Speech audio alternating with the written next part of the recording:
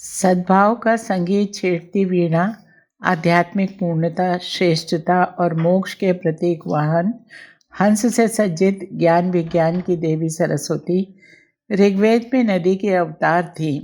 सरस्वती न सिर्फ ज्ञान की देवी हैं, बल्कि स्वयं ब्रह्म विद्या भी हैं।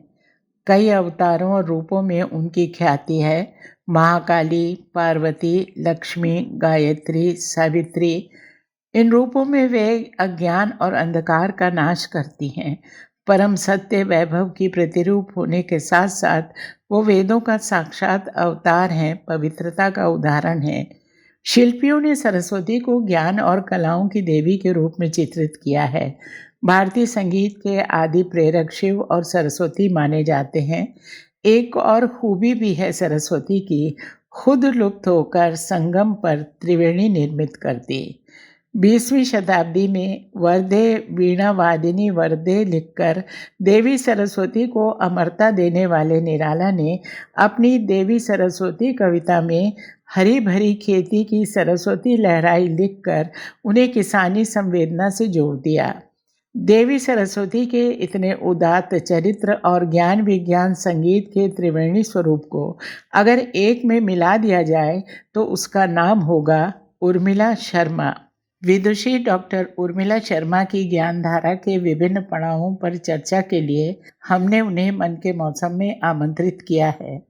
आज प्रस्तुत है उनसे हुई बातचीत का दूसरा व अंतिम भाग। तो उर्मिला जी, बहुत स्वागत है आपका। आपकी उम्र के 75 वर्ष तो बहुत रचनात्मक उपलब्धियों के रहे। हम जानना चाहेंगे आगे की कहानी। लेकिन मैं 75 साल की हुई तब तक मैं घोड़े की तरह दौड़ रही थी। लेकिन क्या हुआ सब लोग जहाँ जहाँ में जाते ये अश्वमेध का घोड़ा था। लेकिन 2019 में अचानक, यानी 2019 में मेरे 75 साल पूरे हुए, तो अचानक प्रारब्ध ने ऐसा घेर लिया कि वो गीत गोविंद का काम भी बीच में छूट गया। मेरा धीरे धीरे मेरी बीमारी बढ़ती गई और वो काम बीच में छूटा हुआ है। 2/3 काम हो चुका है, 1/3 काम छूटा हुआ है और वो बीच में पड़ गया है। अच्छा, इसमें आपकी बात में बीच में मैं आपको एक और बहुत आपने महान ट्रांसलेशन का एक काम मराठी से अनुवाद का किया था, उसका जिक्र करें आप, और इसके बाद हम आगे की बात करेंगे। जी, ऐसा हुआ कि 1978 में मैं एक प्रकार से संन्यास लेकर सारा कैरियर छोड़कर सिमला ठक्कर जी के पास चली गई थी। सिमला ठक्कर जी से हमारा संबंध तो 1964 से ही बहुत निकट का हो गया था। हालांकि और बचपन से भी मेरा संबंध हुआ था, लेकिन 1964 से बहुत विशेष निकट का संबंध हो गया था। और मेरे मन में आ गया था कि अब मुझे उनके पास जाके साधना करनी है। साधना की दृष्टि से मैं उनके पास चली गई थी। वहां जाके ही उन्होंने कहा कि देखो, एक काम है, ज्ञानेश्वरी हालांकि उनके द्वारा ज्ञानेश्वरी के व्याख्यान में खूब सुन चुकी थी, ज्ञानेश्वरी पढ़ चुकी थी। उन्होंने कहा ज्ञानेश्वरी को जैसे रामचरितमानस, वाल्मीकि रामायण जैसे रामचरितमानस के रूप में प्रकट हो गया है, प्रसिद्ध हो गया है, ऐसे ही मराठी ज्ञानेश्वरी महाराष्ट्र में खूब प्रसिद्ध है, जानते हैं सब लोग, कि उसको हिंदी में लाना चाहती हूँ और हो सके तो उसी छंद में।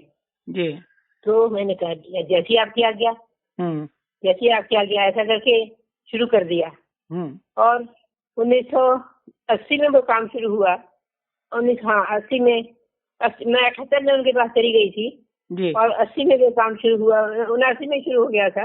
79 में काम शुरू हुआ, तो अचानक घर में ही किसी तरह से मैं गिर गई और मेरा दाहिना हाथ टूट गया। दाहिनी कलाई टूट गई थी। फिर कैसे हुआ आगे? फिर बाएं हाथ से लिखना शुरू कर दिया मैंने। वाह, क्या बात है। उर्मिला रुक नहीं सकती थी। ज्यादातर ज्ञानेश्वरी का अनुवाद बाएं हाथ से हुआ। और ओवी छंद में, ओवी छंद है, 3.5 चरण का छंद है वो। अच्छा। 3 चरण का वृत्त है, जो महाराष्ट्र का विशेष वृत्त है वो।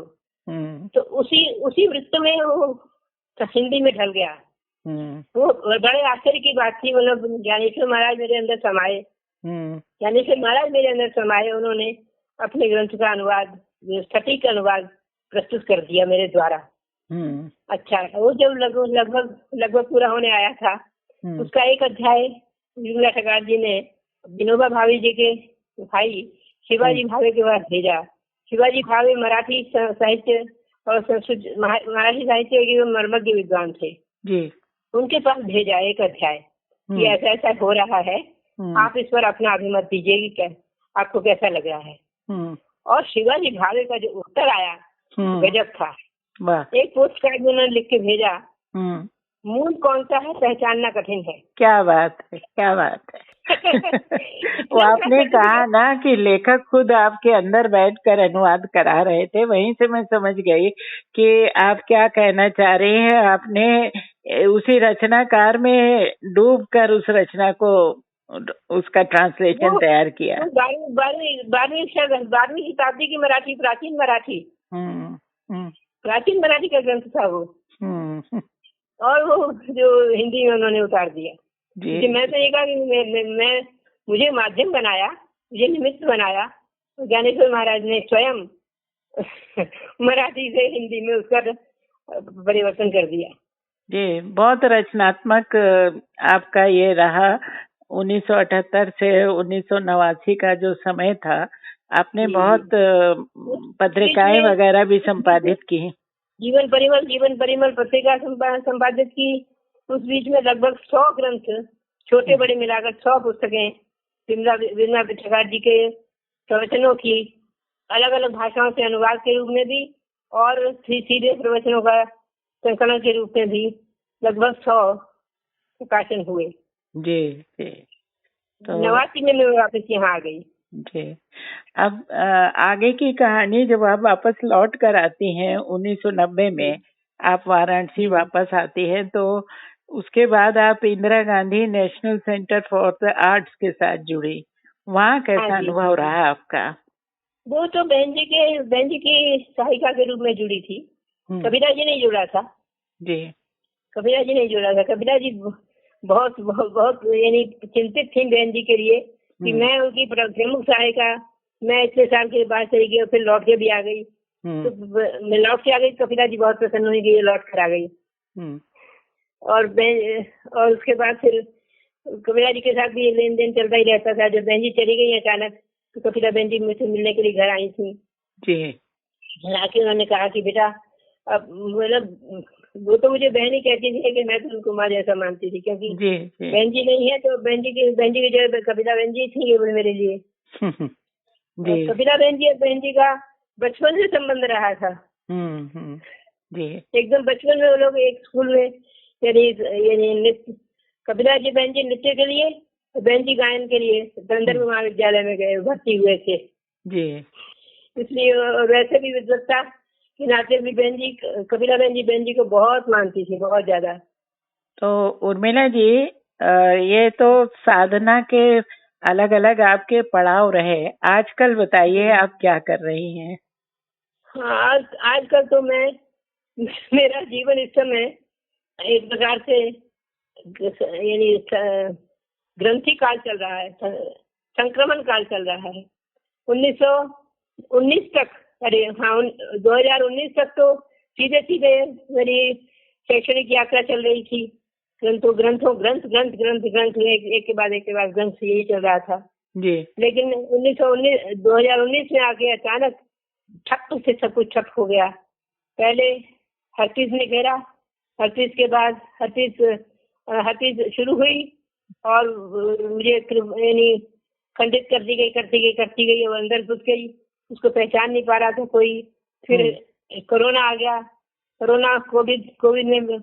कोविड ने एक बार मुझे समाप्त किया। फिर जीवित भी हो गई वापस। फिर कोरोना के बाद फिर डेंगू हुआ।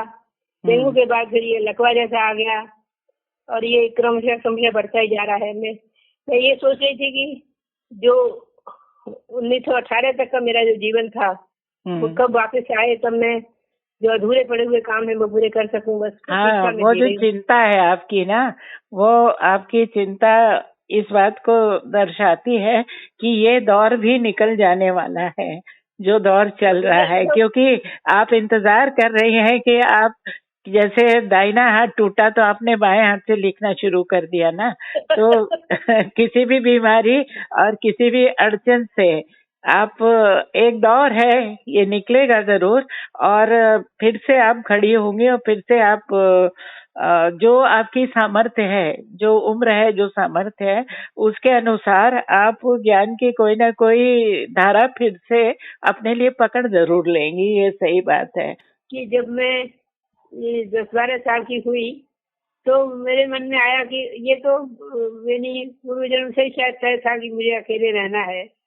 तो उस समय मेरे मन में आया कि मनुष्य जीवन तो भगवान की प्राप्ति के लिए है, लेकिन उसके लिए संसार को छोड़ने की जरूरत नहीं है। सबके बीच में रहते हुए मनुष्य अपने जीवन को ऐसा बनाना चाहिए कि जहाँ भी वो व्यक्ति रहे, सच्चा मनुष्य जहाँ भी रहे, वहाँ वो सबके काम आ सके, अपना सब काम खुद कर सके, और उसको जो कुछ भी अच्छा लगता है वो बनाना उसे आना चाहिए। वो कपड़े पहनता है तो उसे कपड़े बनाना नहीं तो कम से कम सीना आना चाहिए। और खासतौर से कन्याओं को तो सिलाई कढ़ाई बिनाई जरूर आनी चाहिए, क्योंकि नाप देने के नाम से दूसरा कोई व्यक्ति शरीर को स्पर्श करे, ये उचित नहीं है। ये बात 13-14 की उम्र में ही समझ में आ गई थी कि अपने शरीर का स्पर्श दूसरे के द्वारा नहीं कराना चाहिए। और इसलिए फिर सिलाई कढ़ाई बुनाई बड़े बड़े अनायास आ गई। घर में माँ और बहन जी सिलाई करती थी, उनको देख के अब इतनी जोरदार सिलाई आ गई। फिर एक दर्जन के पास माता जी ने भेजा था, तो 10-15 दिन ट्रेनिंग लेके फिर इतनी सिलाई आ गई कि कोट पैंट शर्ट और पुरुषों के कपड़े, बच्चों के कपड़े, स्त्रियों के कपड़े, लड़कियों के कपड़े, सब प्रकार के कपड़े सीना अपने आप आ गया। वाह, क्या बात है। इंट्यूशन से ही आ गया जी। और फिर उसके बाद कॉलेज में जाना हुआ तो ये मन में था कि किसी की नकल मुझे नहीं करनी है, मुझे खुद अपना बनाना है। तो इतने प्रकार के डिजाइन मैंने बनाए, कभी भी कोई डिजाइन रिपीट नहीं किया। और बल्कि बाद में चल के देखा कि उस समय मैं जो डिजाइन बनाती थी और कभी भी ये बनाना है इसके लिए कपड़ा नहीं खरीदती थी, बल्कि जो कपड़ा घर में है, जो कपड़ा किसी ने दे दिया, जितना भी दे दिया, जैसा भी दे दिया, उसी का उपयोग करके नए से नए डिजाइन बनाती रहती थी जी। और बाद में चल के देखा कि उस समय मैं जो डिजाइन बनाती थी वो बड़े बड़े फैशन वाले अब आजकल बना रहे हैं। कि मेरा बनाने का नियम ये था कि कम से कम खर्च में अधिक से अधिक दिखावट हो, उस प्रकार के डिजाइन बनाती थी। बुनाई में भी नए इम्प्रोवाइजेशन करती रहती थी, कभी नकल नहीं करती थी, पर किसी को कुछ देख लिया, कहीं का कुछ देख लिया, देख के ही वो कैसे बनेगा उसका अनुमान करके और नई डिजाइन क्रिएट करती रहती थी। माँ भी हमेशा कभी खाली नहीं बैठती थी। माँ गरीबों के लिए और जो नहीं बना सकते हैं उनके लिए हमेशा उनके हाथ में बुनाई चलती रहती थी। उनको देख के लगा कि ये बात बहुत अच्छी है। तो सब्जी वालियों के लिए, मजदूरों के लिए और ऑफिस में काम करने वाले जो लोग थे उनके लिए माता जी हमेशा जिनके पास सुविधा नहीं है उनके लिए हमेशा बनाती रहती थी। और ये वाली बात मैंने फिर बड़े होने पर मैं बिरला ठक्कर जी के पास थी तब देखी कि टाटा जी, अरे बिरला जी के यहाँ डीके बिरला, वसंत कुमार बिरला जो सबसे बड़े बिरला कंपनी के मालिक थे जी, उनकी पत्नी वो मिसेस बिरला हमेशा उनके हाथ में या तो कढ़ाई का सामान रहता था या बुनाई का सामान रहता था। तो बिरला जी ने उनको पूछा कि आप कभी भी आपका हाथ खाली नहीं देखती हूँ, आप हमेशा कुछ न कुछ बनाती रहती हैं, किसके लिए बनाती हैं? उन्होंने कहा कि कम से कम 150 वर्कर हमारे अंदर काम करते हैं, तो जो 150 लोग काम करते हैं उनको सबको लगना चाहिए कि माता जी हमारे लिए भी सोचती है। इसलिए प्रत्येक के जन्मदिन पर वो कुछ न कुछ अपने हाथ से बनाई हुई वस्तु उनको भेंट करती थी। तब मुझे लगा कि ये बिरला जी का, मिसेस बिरला का, मैंने सरला बिरला उनका नाम था जी, उनको देखा और उनके द्वारा ये देखा। इसी में बचपन में मेरे मन में चित्त में जो आया था उसको मैंने बड़े लोगों में प्रतिफलित होता हुआ देखा तो मुझे बहुत आनंद हुआ।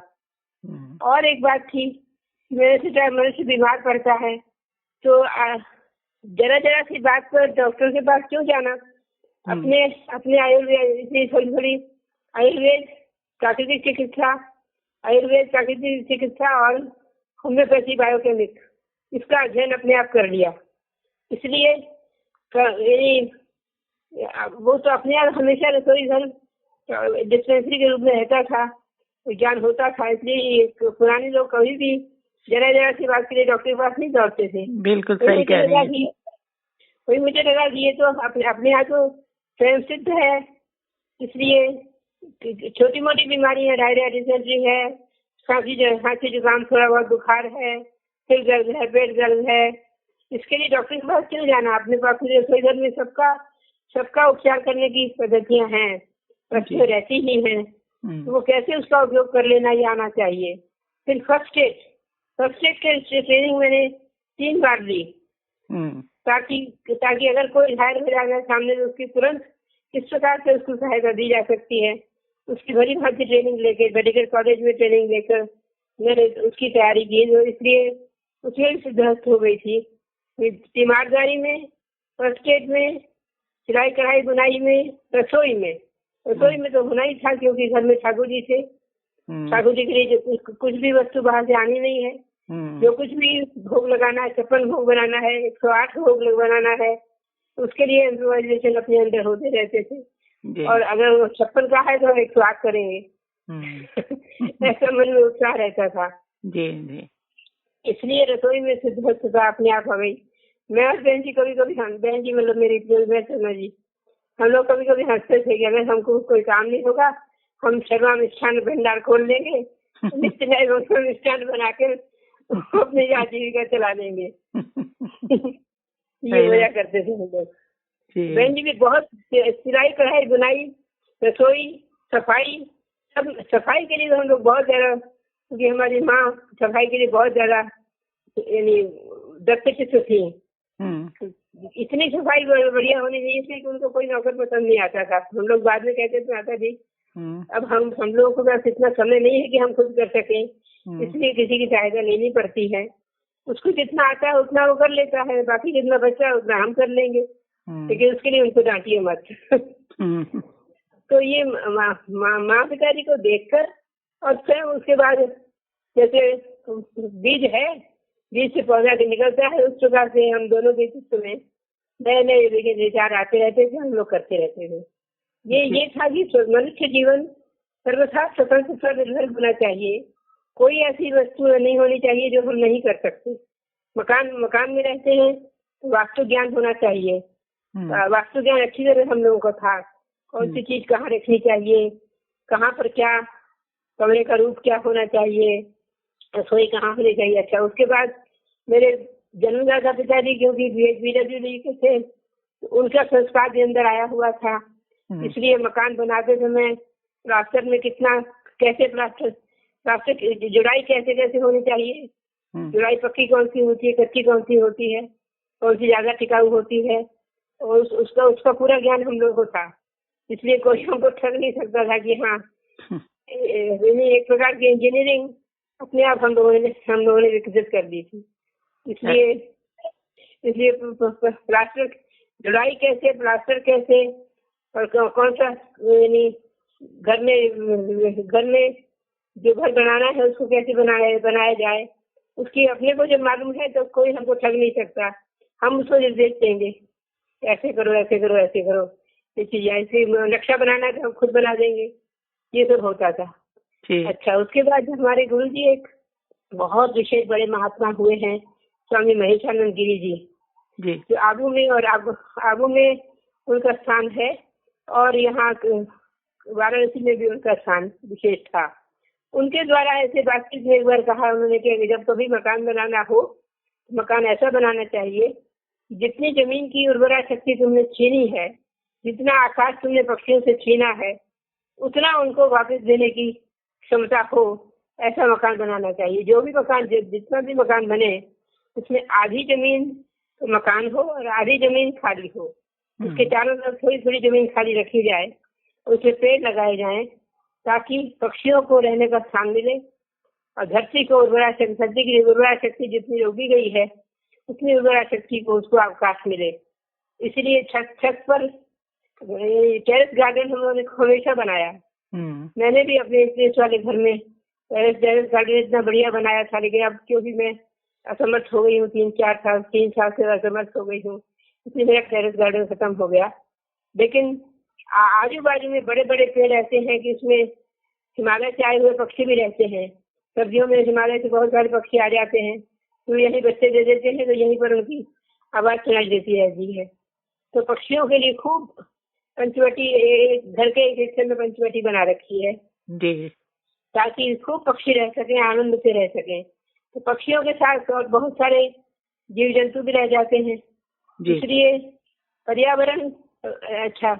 लोग कहते हैं कि अरे इतनी जमीन आपने, एक प्लॉट में मकान है और एक प्लॉट पूरा बगीचा है, तो लोग बहुत कहते हैं कि अरे इसमें ये कर दीजिए, इसमें ये कर दीजिए। मैंने कहा नहीं, किसी वृक्ष को काटना नहीं है जब तक मैं जीवित हूँ। किसी वृक्ष को काटना है, हम थोड़े में गुजारा कर लेंगे, लेकिन वृक्षों को काटकर हम कंक्रीट का महल खड़ा नहीं करेंगे। उससे क्या होगा, थोड़ा पैसा आएगा, लेकिन पैसा आने से क्या, जीवन तो जाएगा। तो ये जीवन दिया जा रहा है, उसमें सब प्रकार के वृक्ष हैं, भले किसी प्रकार के जैसे भी हैं, फल दें या न दें, लेकिन वृक्ष तो हैं पक्षियों के लिए और बहुत सारे जीव जंतुओं के लिए अवकाश है, उसमें ये चलता है। स्वनिर्भर जीवन का संकल्प यानी उत्साह चित्त में था और वो भगवान ने पूरा कराया। ऐसी कोई वस्तु नहीं थी जो हम कर नहीं सकते जी। और जहाँ मनुष्य जहाँ रहे, ये मन में ये था कि मनुष्य जहाँ रहे वो सबके लिए उपयोगी होना चाहिए। आज पड़ोस में कहीं कुछ हो गया तो हम तुरंत जाके उसको बता सकते हैं ये करो ये करो ये करो, जिससे कि जल्दी से जल्दी वो यानी विपत्ति से मुक्ति हो सके जी। ये नहीं कि जरा सी बात के लिए डॉक्टर के पास दौड़ो, क्यों डॉक्टर के पास दौड़ो, क्योंकि अपना रसोई घर समर्थ है और अपनी बुद्धि का उपयोग करके स्वनिर्भर जीवन जीने का जो संकल्प भगवान ने उठाया था वो भली भांति पूरा हुआ। मेरी रोज भगवान को यही कहती हूँ कि आपने इतना सुंदर जीवन दिया मुझे, पूरा जीवन मेरा सचमुच कहूँ तो आनंद से भरा हुआ है। पूरे जीवन में जो इतने बढ़िया अच्छे गुरुजन दिए और गुरुजनों का स्नेह बहुत मिला, तो ये बहुत बड़ी बात है। संस्कृत भाषा मेरी अपनी भाषा बन गई, स्वप्नों की भाषा, स्वप्न में भी संस्कृत चलती है। उपनिषद के वाक्य और श्रीमद् भागवत के वाक्य स्वप्न में भी चलते रहते हैं, तो स्वप्न की भाषा संस्कृत हो गई। और संस्कृत भली भांति एकदम प्राणों में घुली हुई होने के कारण वाल्मीकि रामायण, श्रीमद् भागवत और अनेक पुराण, अनेक शास्त्र कंठस्थ भी है कुछ, और कुछ 8 भाषाओं के साहित्य का आनंद हम आराम से मैं बहन थी तो हम लोग बहुत आनंद लेते थे। और इतनी क्षमता भगवान ने दी, 8 भाषाओं के साहित्य का आनंद हम ले सकते हैं, अप्रिशिएट कर सकते हैं, तो ये बहुत बड़ी बात है जी। बिल्कुल। तो खाली अपने प्रदेश अपने देश का ही नहीं, पूरे विश्व के साथ संबंध है। वो विश्व में कब कहाँ क्या हो रहा है, क्या नहीं हो रहा है, क्या गलत हो रहा है, क्या सही हो रहा है, इसका भी भान अच्छी तरह रहता है। इसलिए भगवान को यही कहती हूँ कि इतनी कृपा आपने की है, इतनी कृपा और कर दीजिए। जो संकल्प आपने चित्त में उठाए हैं, बहुत सारे ग्रंथों के कार्य करने के संकल्प उठाए हैं, वो संकल्प आप ही पूरा करा सकते हैं। आपकी इच्छा हो तो करा लीजिए, तुम्हारी इच्छा जैसी आपकी इच्छा ठीक ऐसा चलता है। तो उर्मिला जी, जो भी परिस्थिति और जो भी स्थितियां समय के साथ आ रही हैं, जा रही हैं, उन सब में आपका जो एक सोच है वही आपको उस मुश्किल समय से भी बहुत आनंद के साथ बाहर निकाल रहा है, और ये बहुत अच्छी और एक स्वस्थ बात है। अब बहुत सारा शरीर में भारी कष्ट है, लेकिन मैं जो बार बार कराती हूँ, लेकिन कराह को भी मैं गाना बना देती हूँ। इसलिए एक बार किसी के साथ बात हो रही थी, वो उसी बीच में मेरा कराह भी निकल रही थी। उसने कहा कि क्या कोई बिल्ली आ गई है, क्या आ गया है? मैंने कहा नहीं, मेरा रोना है। हमसे कहा अगर रोना इतना मीठा है तो हंसना कैसा होगा। मैंने कहा देखिए जो परिस्थिति है उसको या हम रो के सह लें या गा के सह लें। मैंने कहा रोने से क्या फायदा, गाने से सबको अच्छा लगेगा, इसलिए मैं गा लेती हूँ। जी, शास्त्र और संगीत आपकी सांसों की तरह आपके साथ में है हमेशा। रोना भी गाने की तरह कर देती हूँ। जी, ये आपकी ही सामर्थ्य हो सकती है। जी भगवान। अच्छा, दूसरी बात में वेदांत मेरा मुख्य विषय रहा है, तो वेदांती होने के कारण मैं जानती हूँ जो कुछ भी है जड़ और चेतन सब भगवान ही जड़ और चेतन के रूप में प्रकट है। हरिरेव जगत जगदेव हरि, हरि तो जगतो नहीं भिन्न कनो। ये जो मेरा साक्षात्कार है तो मैं देखती हूँ कि अच्छा ठाकुर जी, उस समय आपको मेरा रोना अच्छा लग रहा है तो रो लीजिए, अच्छा हंसना अच्छा लग रहा है हंस लीजिए। आपने धर्मों पाप नित्य सुतः तपांसी ब्रह्मादि कीट बदगावे जीवाः यद्दत्त मात्र विभव प्रकट प्रभावा गोविंद मादि पुरुषम तमहम भजामि। गोविंद की ही लीला है सारी, जड़ चेतन गुण दोषमय विश्वहीन प्रचार, जो स्वामी जी जो तुलसीदास जी ने कहा सब कुछ में वो ही प्रकट है। तो फिर रोना क्या, उनको अच्छा लग रहा है रोना इस रूप में। अब रो रहे हैं, पहले हंस रहे थे अब रो रहे हैं, रोना भी उनकी अभिव्यक्ति है, हंसना भी उनकी अभिव्यक्ति है। जीवन है तो रोना भी है और गाना भी है। ये दर्द उसी को होता है जो जीवित है, हंसता भी वही है जो जीवित है, रोता भी वही है जीवित है। जीवन शरीर में से प्राण निकलने के बाद न हंसना है, रोना है, न गाना है। इसलिए जब तक शरीर में प्राण है हंसना रोना गाना सबका आनंद ले लो। भगवान की बड़ी कृपा मानती, भगवान की बहुत कृपा है मुझ पर, भगवान की। और आपको है गुरुओं के प्रति मान है, सब कुछ है, लेकिन आपने अपनी समझ उस स्तर तक बना ली है कि अब पुराने जितने गुरु मिल चुके हैं उन्होंने आपको पर्याप्त ज्ञान दे दिया है। आपको अब गुरुओं की जरूरत नहीं है, क्योंकि जीवन का दर्शन जिसने समझ लिया, जीवन जीने की कला जिसने समझ ली है। लेकिन उन बातों को जो कहते हैं ना वो सुन के बड़ा आनंद होता है। जैसे स्वामी राघवाचार्य और राजेंद्र दास जी, राजेश्वरानंद जी और भी अनेक, पराशर जी, ये लोग जो व्याख्यान देते हैं उसमें घुला मिला जो संपूर्ण शास्त्र आता है उसको सुन के आनंद होता है। जी, भारत जीवित है इन लोगों में, ये समझ आता है।